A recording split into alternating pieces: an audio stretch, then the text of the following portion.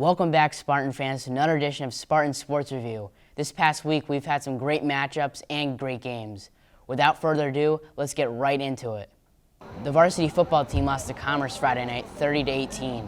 Commerce had all the momentum from the kickoff. Here are some key points from the game. It was time for backup quarterback Cam Otteson to show what he could do. In Longmore's absence, Otteson went 4 for 11 passing on 40 yards in his varsity debut. Eli Johnson put on an offensive clinic, averaging a combined 200-plus yards on the receiving end and running game, not to mention the 79 and 69-yard touchdown runs. Aiden Ward also put on a showcase in the Spartans' loss. He rushed for 59 yards on 15 attempts and scored a touchdown. The Spartans fall to 0-5 on the season and will go back home for the next 2 games, starting off with a showdown against Putnam. The boys' soccer team faced off against a very good Amherst soccer team that was ranked number 2 in Western Mass. The boys upset Amherst by the score of 1-0. It was a great game all around for the Spartans. The game was tight throughout.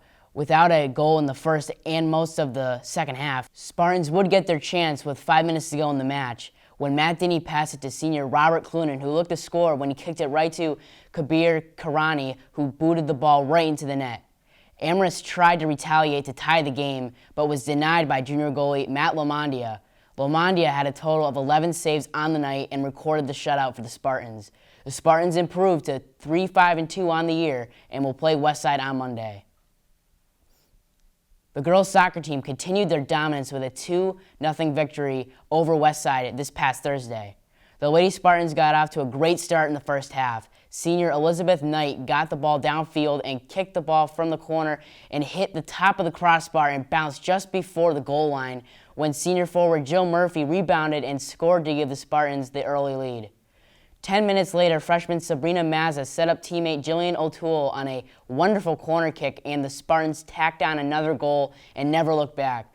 The Spartans improved to 5-1-3 on the year and are only 1 game back on Belchertown for the top spot and are 1 game up on Chog and Westside for second place in the standings. They will look to catch up on Belchertown when they take the bus ride over to Agawam on Monday.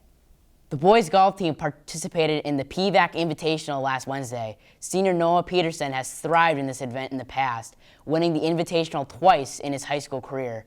In an event that features teams across Western Mass, all golf players from teams showcase their abilities on the golf course.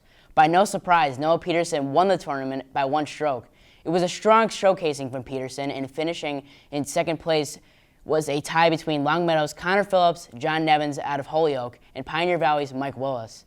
Other Spartans who finished strong in the Invitational was Kyle Richter, who finished in 4th place with a score of 78. The girls' volleyball team snapped a 2-game losing streak to Chicopee Comp on Friday, 3-1.